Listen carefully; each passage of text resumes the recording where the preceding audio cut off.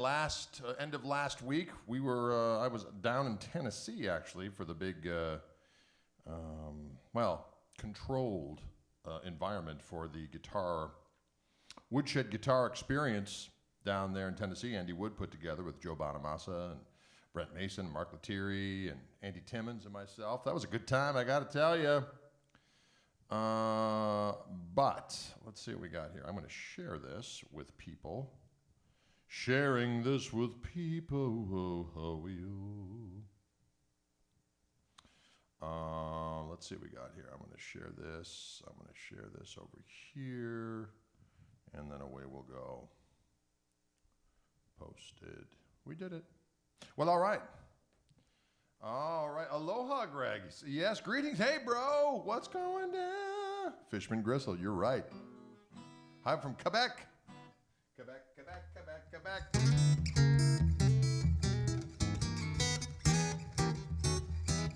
Hope you're all doing good.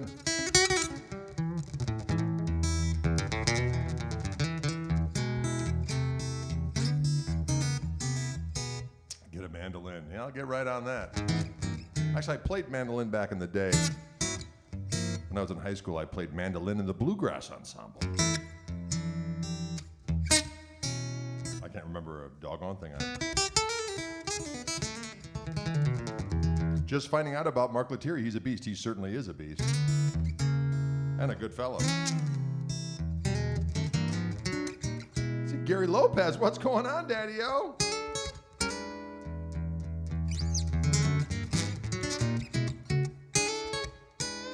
What axe are y'all wielding today? Well, today I've got... This guitar is a 00028, a reimagined 00028 that I got a couple years ago, maybe 3 years ago, 3-ish. And I had a factory installed Fishman Matrix Infinity pickup on it and preamp.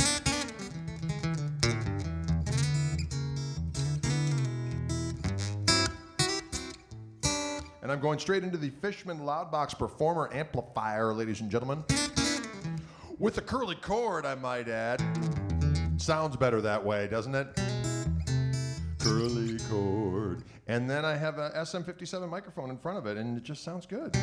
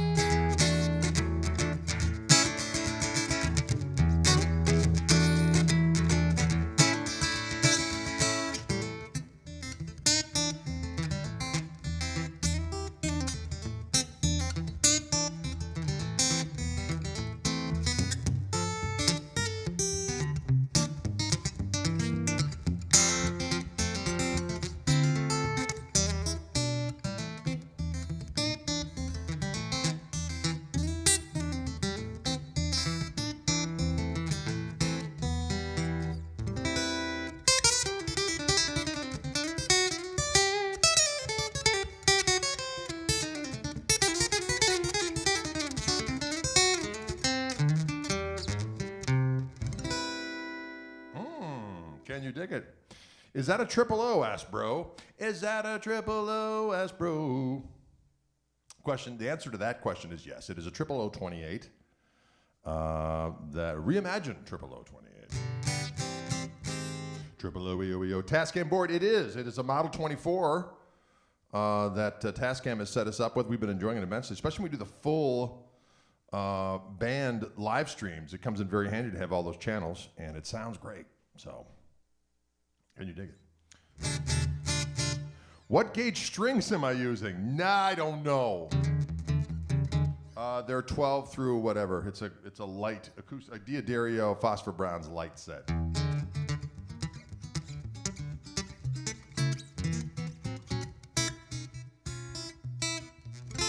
Yeah, Dylan is playing it safe today. I did return from Tennessee, and although we were as careful as we could possibly be down there in Tennessee, I did go get a Cove test this morning. So I'm staying away from my loved ones until we find out what's happening, just to be on the safe side. You know, you got to err on the side of caution. Am I right or am I right? Someone asks, will there be any footage of the Woodshed experience? There was some footage taken, and it will be, once it's processed, shall we say, you know, not like in a dark room like they used to do back in the day, but once they've compiled all the stuff, they're going to put each of our performances in a Dropbox, and we can do what we want with it. So I'm sure there's stuff coming. It was a really good time. For those of you who don't know what we're talking about, the Woodshed guitar experience was something that Andy Wood put together, who's a magnificent guitar player. He's got more chops than, I'm telling you what. As I said, you got more chops than Crouching Tiger, Hidden Dragon movie. There's a lot of chops in that movie.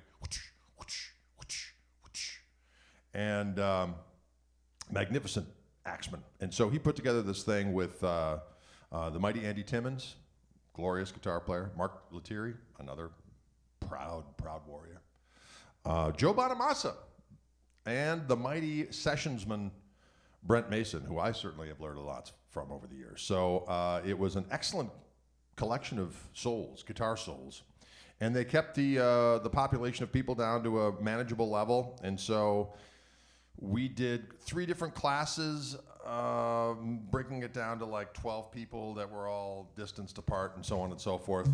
And so we did classes. Mark and I and Andy Wood did classes on one day, and while we did classes, the other guys, Joe, Andy Timmons, and Brent Mason, did rehearsals with the rhythm section, which was magnificent. Jim Riley on drums, Adam Nitty on bass, and Travis Toy on that doggone pedal steel. He's a madman. And then after that evening, Andy has this kind of cool cover band that plays, you know, a bunch of old classic rock stuff and whatnot. And we all sat in with that band. We all would pick a tune. Andy would call us up, and then we all got in the end and played a turgid version of Mississippi Queen. You know what I mean. Oh. Well, I don't know what just happened to me. I transformed or devolved, one of the two. And then the next day, the other guys taught while we rehearsed, and the 3 tunes I picked, it was kind of funny. What tunes to pick? Well, I always try to keep it easy on rhythm sections because, you know, they got to learn everybody's stuff, so I try not to make it too hard. So I had charts of and MP3s loaded in my Dropbox of Welch's Grape, Dirty Old Bee, which is the same thing as Night Owl Now, and Sweet Tea. So I sent those guys that stuff, and those are the tunes that we did. And at the very end, so everyone did their set on that Saturday night. We all picked straws to find out who would go when. So I picked 4th. So I had to go after Mark Lettieri, Brent Mason, and Andy Timmons, which was frightening. So I went up and did my thing. It was a blast. The rhythm section was killer. Then Andy Wood went up there and just rocked. And then Joe Bonamassa went up, played 3 glorious songs. He sounded magnificent. He had he had a 59 Les Paul. He had a Dumble and a Tweed Twin, and it sounded damn good, I have to say. It sounded very, very good indeed. And then at the end, he did a version of John Henry, and then at some point in the song, he called us all up. And we were all up on stage, and I was all the way to the left, and so by the everyone took a solo. So Mark Lettieri did a solo, and then Andy Timmons, and then I think it was Joe Bonamassa played, and then Andy Wood played, and then Brent Mason, and then I got to play. So as it's getting closer and closer to me, and I'm realizing that every note in Christendom or any other planet had already been played in every permutations of styles and so on and so forth, with varying degrees of gain and savagery, I thought, you know what? Maybe I'll just do a slide solo. That'll be different, and that was the right move to make. It was a different texture to end the onslaught. So that was all good. Can you dig it?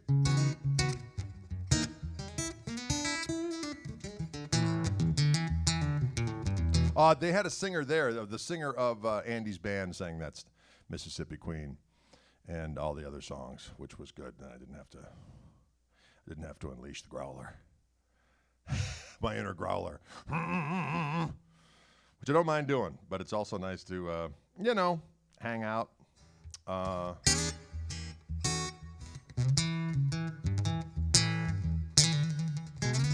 It was a lot of fun, as a matter of fact. So the Dirty Old B tune I did was the...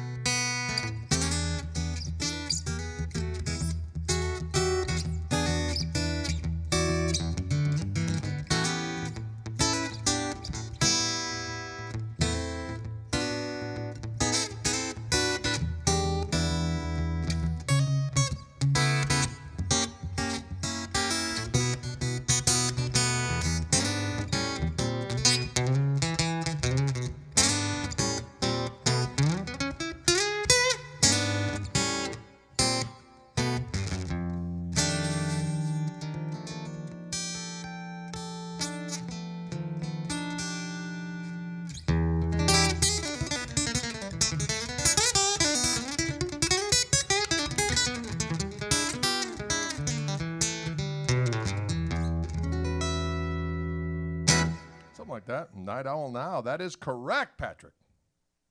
You are correct. Or Dirty Old B, as it's known in its instrumental capacity. Instrumental capacity. Again, for those of you who tuned in late, this is a Martin 00028 with a Fishman Matrix Infinity pickup in it and preamp, and it's going right into a loud box, Fishman loud box amplifier. I'm using the Performer, and I do have inside, just to kind of show you what's going on here, there's a volume and there's a tone control, but the tone control, it's really kind of, it's interesting. If it's all the way to the left, which would be under normal circumstances off, it's flat, so it sounds like this.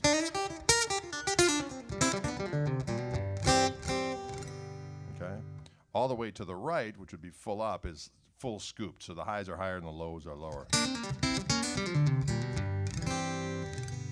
So I usually start there and go to a skosh over to the other direction. Until I find something I like.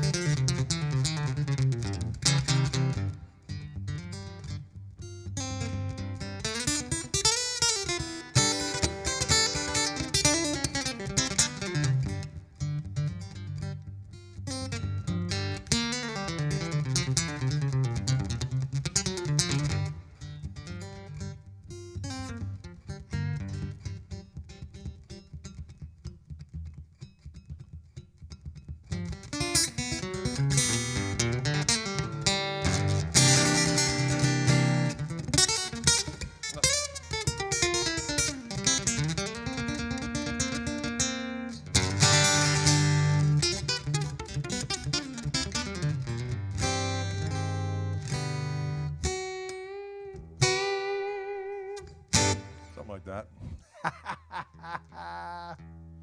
Woo! Going for broke.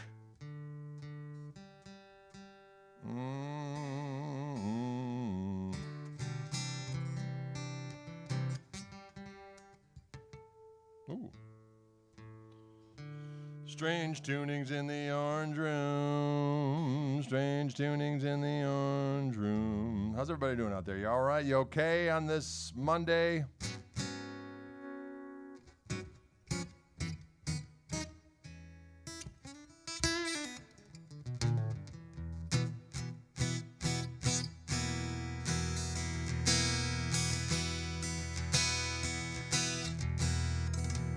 Ooh, DADGAD.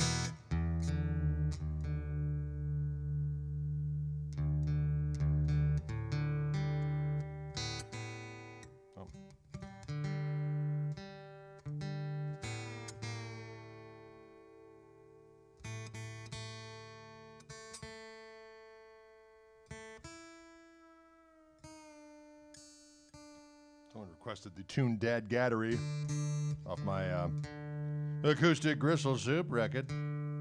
Acoustic Gristle Soup.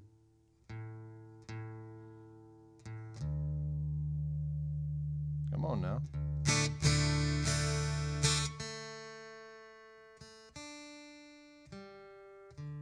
Well, I wish someone would like invent robotic tuners that could tune it.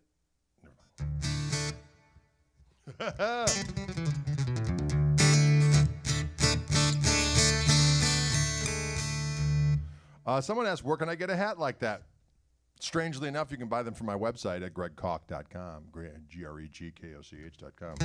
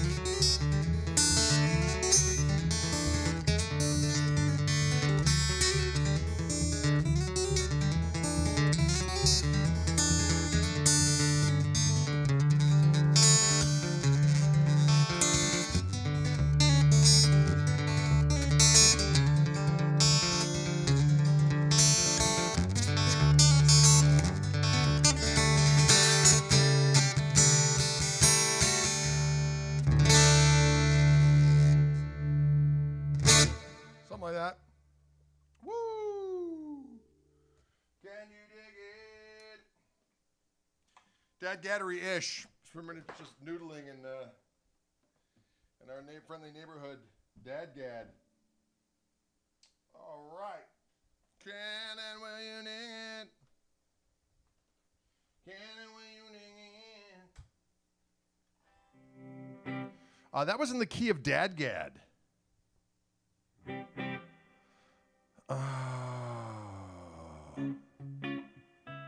Jeff Jones had been thinking how cool it would be to see Greg, mine in Montgomery, and Leo. Oh, Lord have mercy. Actually, I've done gigs with the Mighty Monty. We're buds.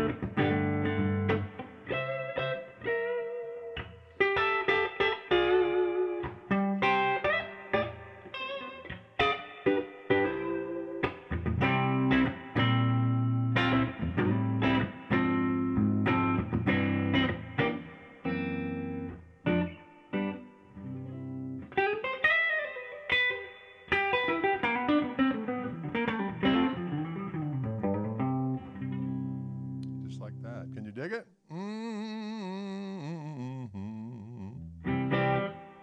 Our little tune of mine called, what was that one called? Here We Go Again. Here we go a doggone again, ladies and gentlemen. And the pickups on this guitar are the Fishman Classic humbuckers, Fishman Fluence Classic humbuckers. That sounds so doggone good. That sounds so doggone good.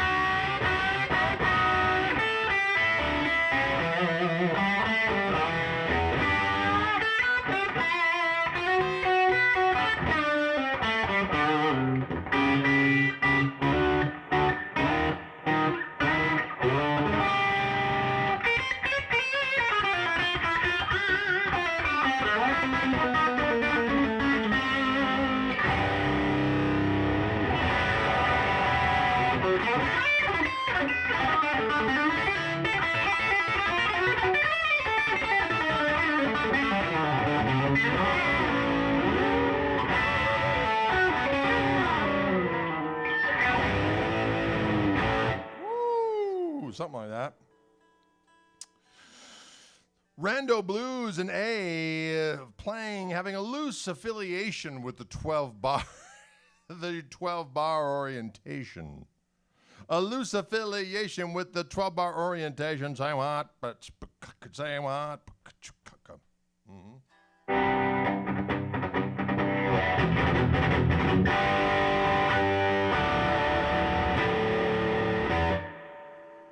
Greetings from Austin. Spider's back.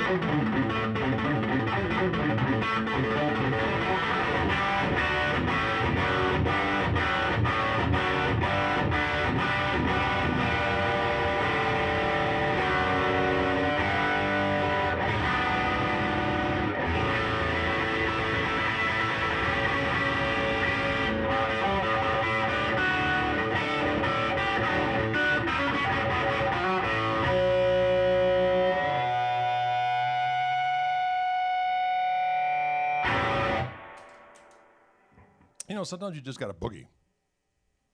Sometimes you just got to boogie, oogie, woogie.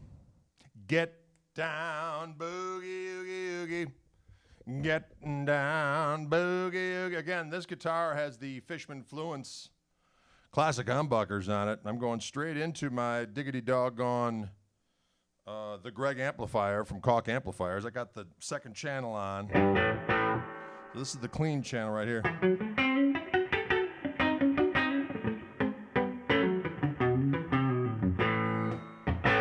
Here's lead channel. Here's lead channel with the booth.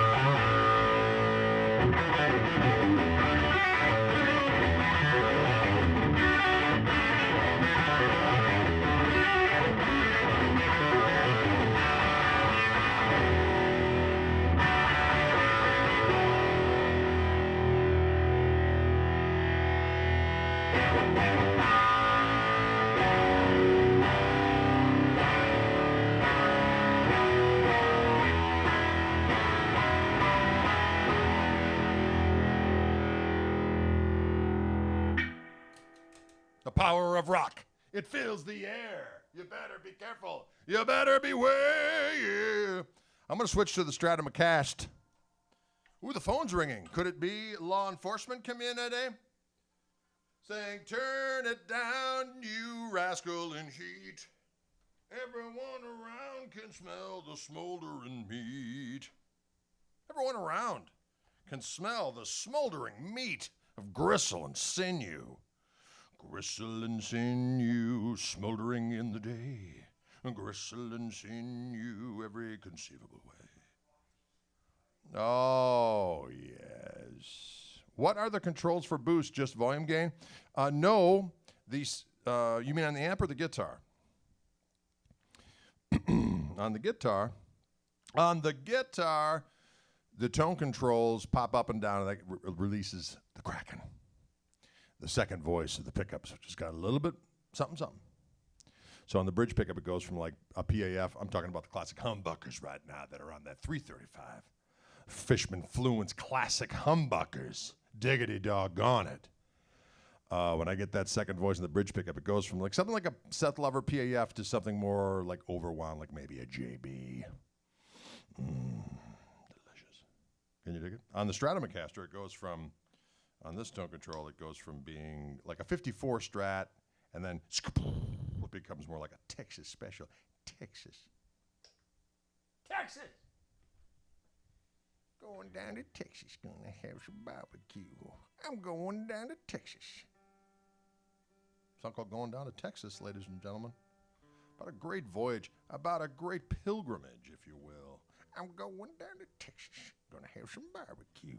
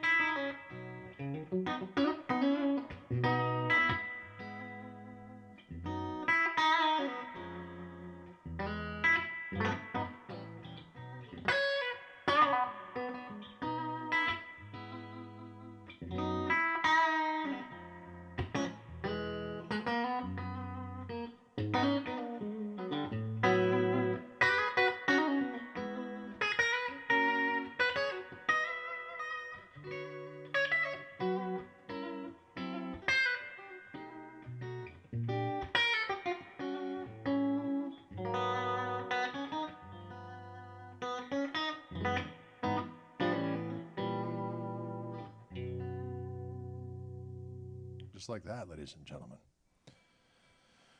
That's a little song called JSK. People say, what does JSK stand for, Drade? John Stephen Koch. I got tunes for all the kids. That goes out to the man cub. He's a savage beast. John Stephen Koch. Say what? Say what?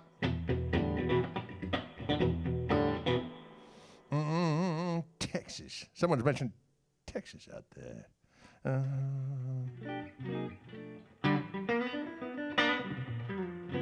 Someone asked if my neighbors complained about the sound. That is incorrect. The only time they complain is when it's not loud enough. Our neighbors to this general direction, Jeff and Cheryl, they were fans before we moved in. And they're like, we're so happy you're moving in, you better turn that stuff up so we can hear the jams. So sometimes when I think we're being particularly loud, I'll say to Jeff, sorry, I was a little crazy today. He's like, it's never loud enough. And these people over here, they never complain. They like the jams as well, the Patents. They say, bring it, player. And the rest of the Pope, I don't know what's going on. Everyone just kind of, you know what? It's not all the time. It's a hour a day, maybe. An hour a day. Do my siblings play? No, they do not. I am the youngest of 7 kids. Not a one of them engages in any kind of musical activity. They're fans of music, per se. Not to the mutant extent that I'm a fan of music, obviously, but, I was privy to all my brother's records. My mom was a piano-playing fiend, if we're honest about it. She had skills in the piano. I tell the story of she'd sit down, we had a baby grand piano at home, and she'd sit down, she'd start playing some stuff, and then I went away, I got older, and I'm a musician, and I'm going to college, and I come home from college, and it's Christmas time, and my mom's making a great feast for Christmas, and in between stuff, as it was percolating and preparing and simmering or whatnot, she'd sit down at the piano, and she'd start playing, and I'm like, let's see what my college music ears think of this stuff now. So she starts playing, I'm like, sounds pretty damn good. But I didn't recognize any of the melodies, per se, as she's playing these different songs and different... I said, hey, Ma, what are those tunes you're playing? Because I'm thinking she took piano lessons, in the 40s, late 30s, 40s? So I'm thinking maybe these are songs I don't recognize from that era. And I said, Mom, what are those tunes you're playing? She's like, oh, I just make it up as I go along. I went... I thought, whoa, Mama's got skills. Can you dig it? I wish I had such subtle mastery with a twang bar. Last every time I operate the bar, I have to stop playing guitar, manipulate the bar. Well, you know what? It's a pain in the body, and I'm not going to lie to you. The wiggle, Mr. Wiggles, as I call the whammy bar. I like to have a floating tremolo bar so I can get that low.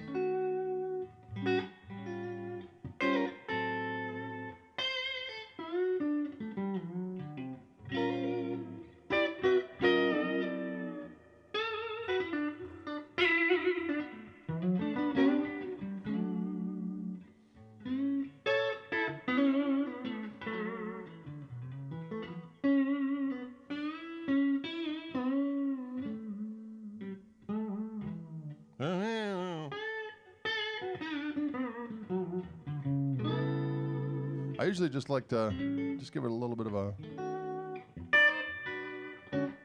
just with a palm on the bridge there, and get a little shout out to Mr. Wiggles with my palm. That sounded weird. Whatever. Could you show us some pedal steel licks? I could. Is your mom still with us? No, she is not. She went to the great by and by a couple of years ago. And she's up there playing piano as we speak. She taught me that boogie woogie pattern when I was young, and so the blues progression, the 12-bar blues was entered in my brain in preteen years. Let's just put it that way. So I understood the ways of the 12-bar blues. I could hear it coming. I could hear it coming like a train going down the track. Here come the blues! Woo! Chord change. I could handle it. What? The question before that was, what guitar did I bring? 2 questions. What is that? Hawaiian noises. Banging on the bongos like a gym. Oh, that ain't working. That's the way you do it. I brought my Clockwork Orange Reverend Gristlemaster down to Tennessee to engage in musical activity. This is the Party Red version. And somebody wanted some steel licks. I'll show you a couple steel licks for the kids. Have I ever played with Buddy Guy? No, I have not. This guitar's a little out of tune because I adjusted the string tree. So I'm going to fix this up in a damn hurry. Mary wants to know why you're the only female here. All are welcome. Mary, I'm not going to be, I'm going to say right now, all are welcome here on the feed. There's nothing overtly dude about what we do here on these feeds. It's just good, clean fun. Can you dig it? Have I ever jammed with Junior Brown? No, I have not, but I certainly would like to at somewhere. Just hang out with him. Thanks, Greg. Seen you play in London. Blew my mind. Well, thank you. I appreciate that. We're looking forward to coming back to London at some time after the great plunder and after the great pestilence has passed. After the pestilence is past. Pedal steel licks. Well, you know what? Here's kind of a fun one.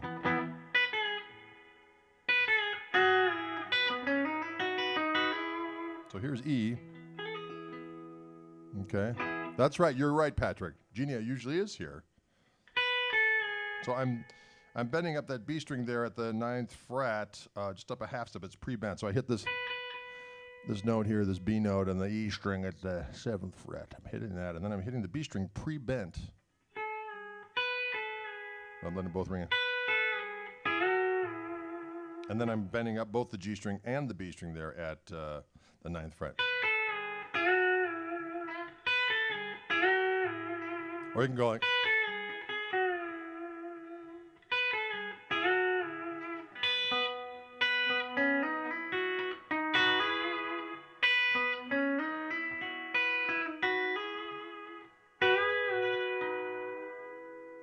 That's a good one. That's a Jerry Donahue-ism. That. But this. A lot of times I'll chicken pick that.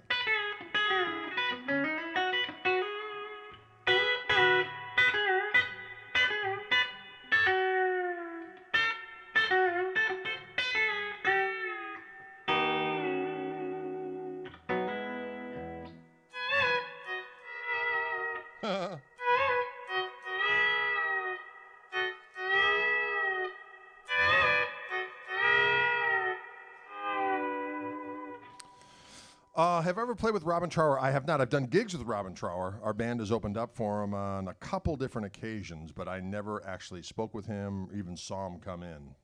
We did our thing, got out, or were sequestered in our little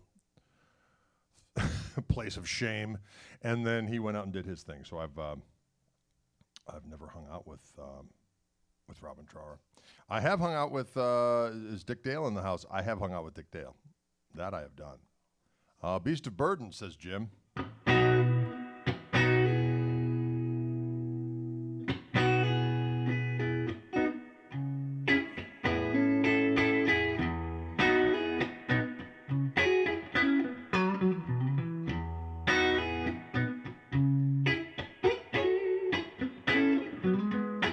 Right?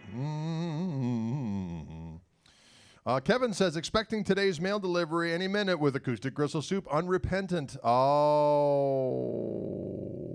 excellent. Well, I hope you enjoy those. Yes, for people who are interested in any of my wares, that sounds strange. But at my website at gregkoch.com, you can get all the CDs. I've got a bunch of instructional materials, both with video or with audio, with tabbed out stuff, with regular notation. 17 books, videos, and or books with videos or books with audio. So check it out.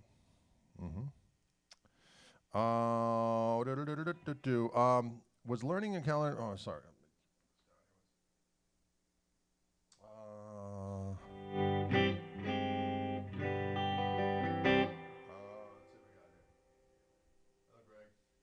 When will you play the fuzz? Our world introduces the fine BSM jingle jangle pedals to us. Ooh. You know what? I just don't have any pedals plugged in right now because everything my amp does, in between the guitar and the amp, I got all the different hues of filth that I want, which is kind of nice. Fantastic recording on the acoustic CD. Well, thank you very much. I'm glad you dig it. Mary says, you're incredible, Greg. Thank you very much. I appreciate that. Patrick says, Unrepentant is one of the few I can actually play. That's a fun little riff.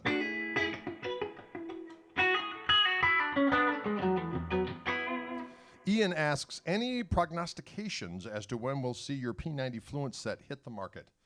From what I understand, they will arrive in November or December-ish, and then they will be installed in the Reverend Gristle Master that will be for the P90. So that's the Gibson scale one with the set neck and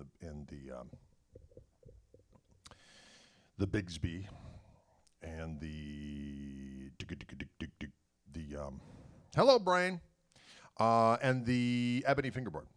So I think that guitar is going to come out in January. I think I'm going to get them in January, and then they're actually going to be in stores in February. I think that's the gist. So I would imagine that the pickups, the standalone pickups, will be available in a similar time frame. Does that make sense? Alberto says, I love Foolish Mortals. So, thank you very much. I'm glad you dig it. That was a fun song back in the day. Foolish Mortals is the one that goes up.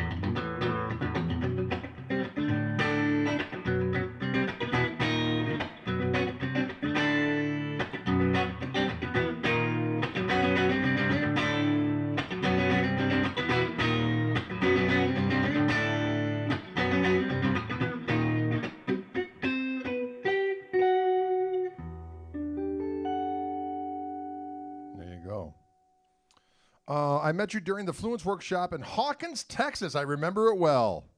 Dang, if I didn't put them in a Strat in another custom shop. Oh, there are two.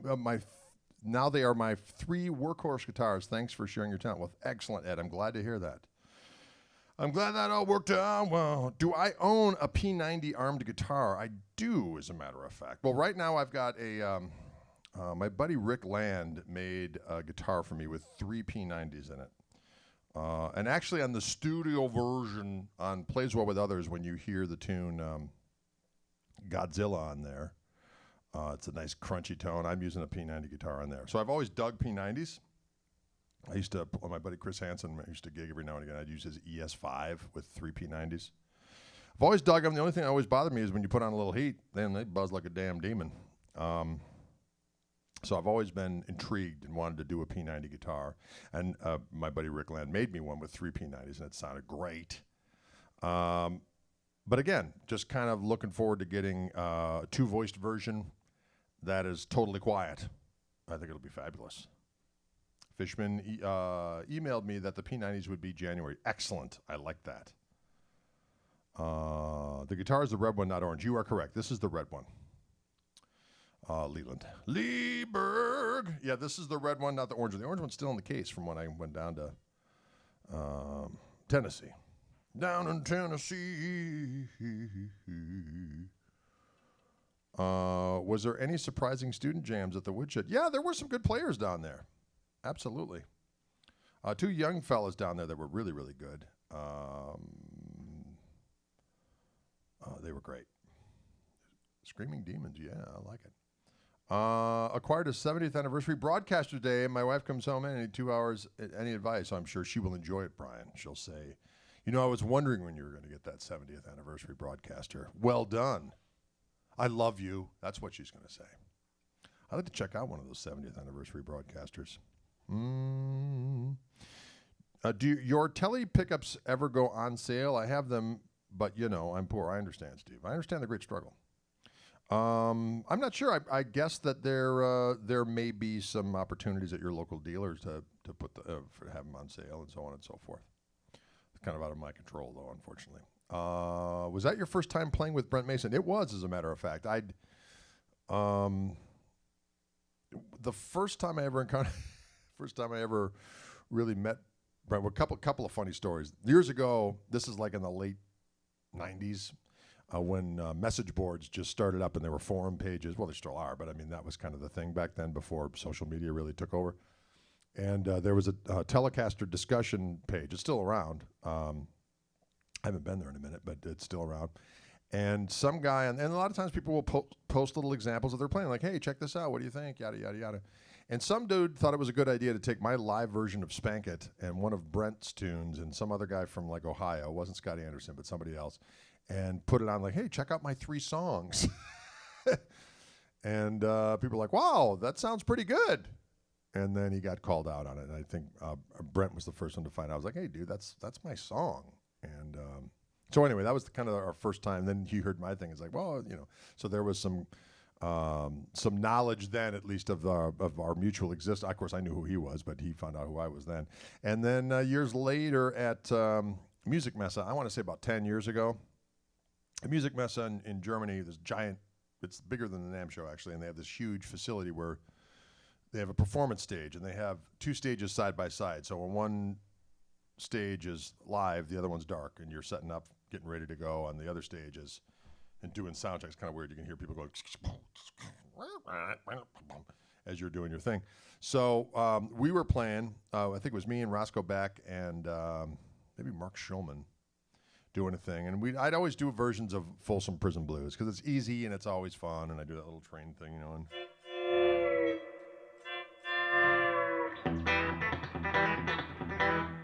kids dig it. I do a little Jimmy Page immersion in there at some point. Anyway, so as I'm playing my solo and going crazy, I look to the side of the stage, and Brent Mason's like standing right here.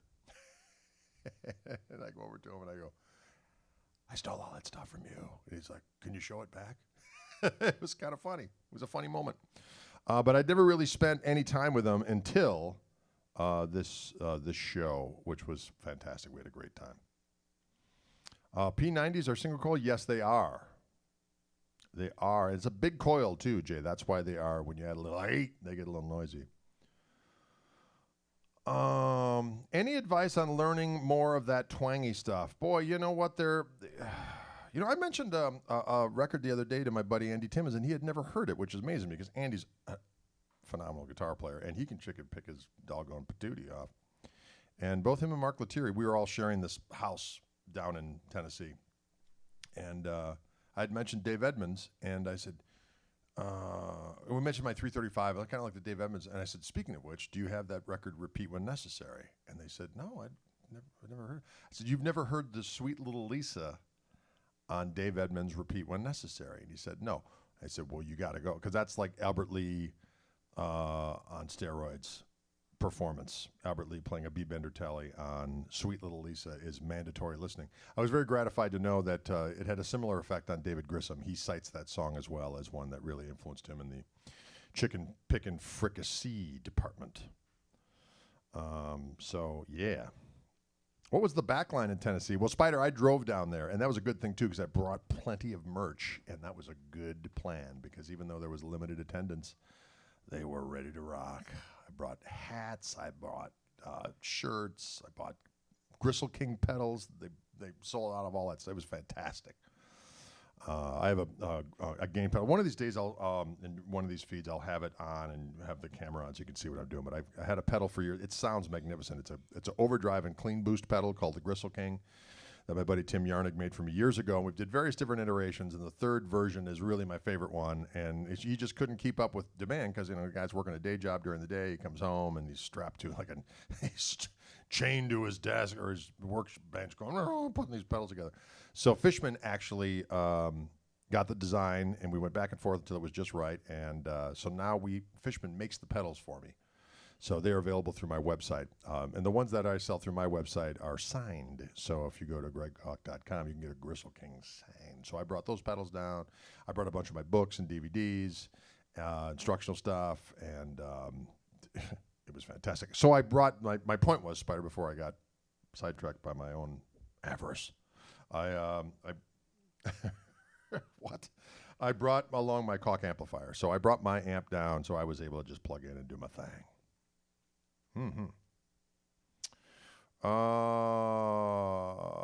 Okay, Lucky Licks wants to know, please give me a list of 10 records from the top of your head you think I should listen to right away. Well, for the chicken picking stuff, For the chicken picking, just kind of countryish stuff, I would definitely say that Repeat When Necessary record. Billy Bremner is on that record as well. Dave Edmunds plays great. But that Albert Lee cut alone is worth the price of admission. Albert Lee has 2 instrumental records that were very influential on me. One was called Gagged But Not Bound, and the other one was called Speechless. Both of those are required listening. Any of the Live Birds with Clarence White, I would recommend highly. There is one from 1968 at the Fillmore East, I believe. I would check that out, the live stuff especially, because he just kind of unleashes B-Bender goodness. I would say the first Roy Buchanan record would be a good one to get. Just all of them are good, but that record in particular is just it's got a sweet spot for me. I got a sweet spot for it, I should say. I would say Highways and Heartaches by Ricky Skaggs with the mighty Ray Flack on guitar. I would say Unfinished Business with Danny Gatton. Is that 10? I would also say first Dire Straits record, Chicken Pickin' Fricassee. Actually, any of the Dire Straits, but that one in particular is just pared down and glorious. There you have it. The Helicasters record is great. Did someone mention? I did listen to that record a bunch. It's kind of funny though. I had already put out Tonus Diabolicus. Everyone's like, "Oh, it sounds like the Helicasters." Like, well, actually, that tune was out before that record. It's not really a new thing to do syncing delay stuff. I do it with the volume now. Eddie Van Halen did it. Les Paul did it. I mean, it's been around forever. But anyway, so the Return of the Helicasters. That's a great record. There's plenty of stuff to be acquired on that record. Sometimes I forget about that one. I don't know why, because it is such a seminal record with those 3 telly-slinging Leviathans, John Jorgensen and Will Ray and our buddy, the string-bending champion, Jerry Donahue. I would also say, is that 10? That might have been 10. I would say the first Steve Morris solo record is great, too. There's a tune on there called General Lee with Albert Lee on it, and him and Steve Morris go back and forth. It's very satisfying. There you go. There you go. Anything by the Helicasters. Well, there's only 2, Spider, as far as I know. There's Return of the Helicasters, and then there's the whatever the second one was called. There was only 2 of their records, I think, right? Yeah, they only did 2.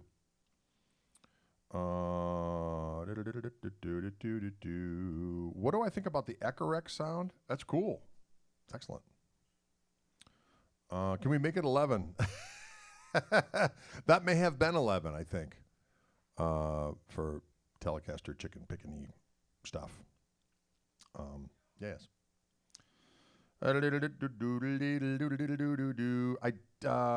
Johnny Highland, of course, is magnificent. But you gotta remember, that was all, I mean, we're talking about the stuff I listened to way back in the day. Any of Johnny Highland stuff would be great. Like that Daniel Donato just put out a record. I bet that's chock full of goodness. Of course, Brent Mason stuff is fantastic. The Brent Mason stuff I learned from, I had to learn some of his solos on the Alan Jackson records, and there was some cool stuff on there. And then he had a tune which he played down at, what's it called, Pick It Apart? He played that tune down there. It was frightening. But his tone is just so delightful. It's one thing he's playing all those cool licks and stuff, but his tone is just clean and delicious. Martin asks, there's 3 Helicasters, right? Thank you, Mark. I appreciate that. Sometimes I forget stuff. It's hard. It's hard being Drade. And of course, absolutely, Red Volkert, Bill Kirchen, Junior Brown. I mean, the list goes on and on. And he does play clean. Yeah, Johnny Highland is a machine. It's just immaculate chicken picking at breakneck speed. Immaculate technique. You know, Andy Wood has got immaculate technique. That's some bitch. I'll tell you what. He's. I told you earlier, he's got more chops than Crouching Tiger, Hidden Dragon. I don't know what those sounds were, but you get the idea. There you go. Well, listen, folks, it's about that time. I went a little over today. Got so excited about the 10 records that turned into 100. So thanks for tuning in. Jimmy Bryant, of course, Eddie. Of course, all that old Jimmy Bryant, Speedy West, Jimmy Bryant stuff. That was a huge thing for me back in the day. And Don Rich. Let's not forget about Don Rich. It goes on and on and on. There you have it, folks. James Burton. Hello. The James Burton stuff, his solo stuff. Yeah, it never ends. Okay. All right, folks, thanks for tuning in. We will see you tomorrow, actually, for the Wildwood feed. That is at 3 p.m. Central Time. I'll be back here on behalf of our Fishman friends on Friday. I do believe we're doing a live feed this weekend again with Toby, so that'll be 5 p.m. Central Time on Saturday, unless I say otherwise. All right, thanks, folks.